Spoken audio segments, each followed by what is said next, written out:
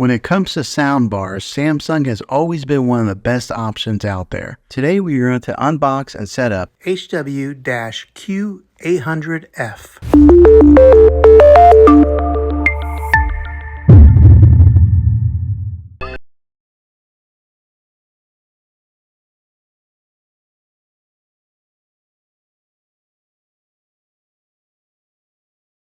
Okay, so here's the front of it, and on here you'll see where it's got the branding nameplate. There is a speaker with a soft covering right here. This is the back. It's got the big old hole here for the subwoofer outlet. The power cord goes here, and then here is an ID set button that you push here to get it paired up with a soundbar. All right, so let's see what's inside the bag here. The bag full of these. So they give you the power cables for one for the subwoofer, one for the soundbar.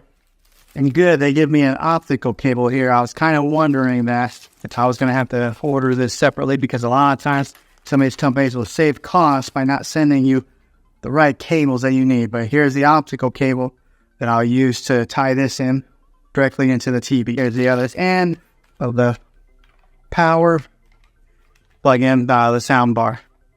A lot of times these square parts here are so beefy. This one kind of the medium size. The user manual, I don't know who reads these things. Okay, 2 angle brackets here to mount the soundbar if you were going to mount this onto the wall. I have a tendency of losing these things, but I'm going to be setting mine on the console underneath the TV right there, so I won't be using this. This right here is another part of the mounting bracket that kind of helps support, push it out from the wall. Some more nuts and bolts if you were going to hang it onto the wall. And now here is the remote. I'm always interested to see what the remotes on these things look like. Batteries. I always get these off the wall named for batteries. This one's called Mustang. Now, who's ever heard of that? Why can't they send me like a Duracell or Energize? Now the remote looks similar to the TV remote that I had, the Samsung TV remote. Let me show you the difference. Here is a TV remote right here, soundbar TV. So you can see they're pretty similar, but I imagine once I get the soundbar hooked up, I would really hope that I can get it hooked up to using just one remote, because I hate having to use 2 remotes. So we'll see how that pairs up with it and see if we can just use the one remote, the TV remote. I'll go ahead and put the batteries in to the soundbar remote. Okay, everything's unboxed here. I'm going to go ahead and get all the power cables hooked up into the subwoofer and the soundbar and get it up there and get it plugged in and get it set. Okay, on the back side of this, there is a USB output. There's an auxiliary in output, a digital. This is where the optical cable is that I will be using to plug it in from here into a TV. And on the other side here, they got an HDMI in, and then they've got the TV arc out. So this is the other HDMI arc out, and then right here is the power outlet, DC 24 volt. This is all on the back side. Okay, everything's all hooked in here now. Soundbar is displayed underneath the TV. I was a little bit concerned about that once I got the soundbar on there, because I didn't know how high it was going to be to the bottom of the television there.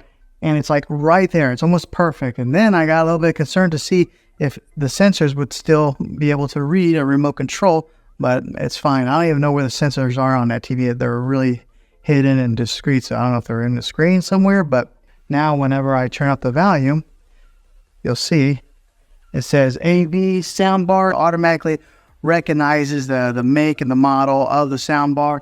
There's a plus symbol that lights up on the corner.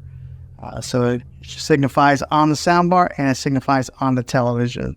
Okay, the subwoofer is connected to the soundbar. Let me tell you, I've never experienced such an easier setup process than this right here. The way this works is once you plug in the subwoofer right here, it automatically connects to the soundbar right away. So that you don't even need to push in the button on there to pair it. It automatically did that. And one of the ways that you can tell if it is paired is on the back side of the subwoofer. You'll see that there's a blue light right there shining. So that means that it is connected. Another little bit of information: if it is blue, that means that it is connected. If it's red, then that means that there's an issue in the setup process. And if it's blinking blue and red together, then that means there is a malfunction.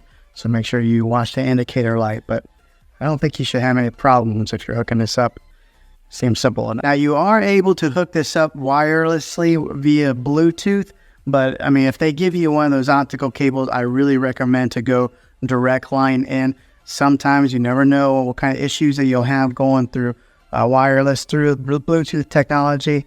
I know it's pretty solid, Bluetooth is, but if you can go wired in, definitely do that. So that's what I did, wired in. Okay, so the good thing is we were able to use the TV remote for the soundbar and TV together, so I will only be using one remote.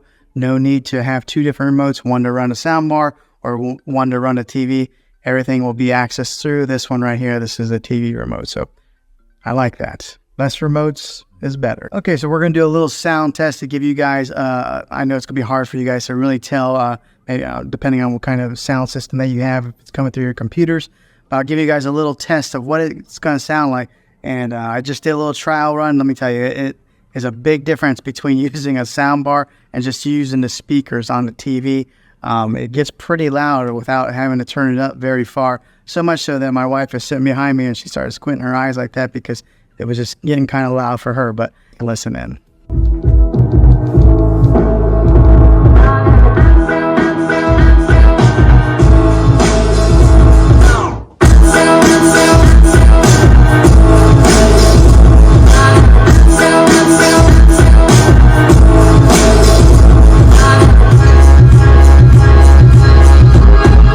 Okay, so that sounded pretty good. I'm very pleased with this purchase so far. Sounds like it's going to be a really good soundbar. Now, something to note here, the bass there, it pushes out through the back. In my particular surroundings, I've got it on a cornered wall right here. But when it pushes out, it kind of travels up, so we could hear the bass really well. I know everybody's environment is going to be a little bit different. I do have a higher ceiling, so some of the sound that comes out from the top of the speakers is going to have to travel up quite a ways to kind of fill the room, but it does push out from the ends here. We can hear that perfectly fine. So if you do have a lower ceiling, you should be able to hear it and get all that rich sound that comes from this sound bar. But yeah, it's pretty easy to set up and it sounds fantastic. So hopefully this video was helpful to you. If it was, click a thumbs up on this. Go ahead and subscribe to my channel. I make tech videos all the time, and I would love to have you back in the next one. Take care.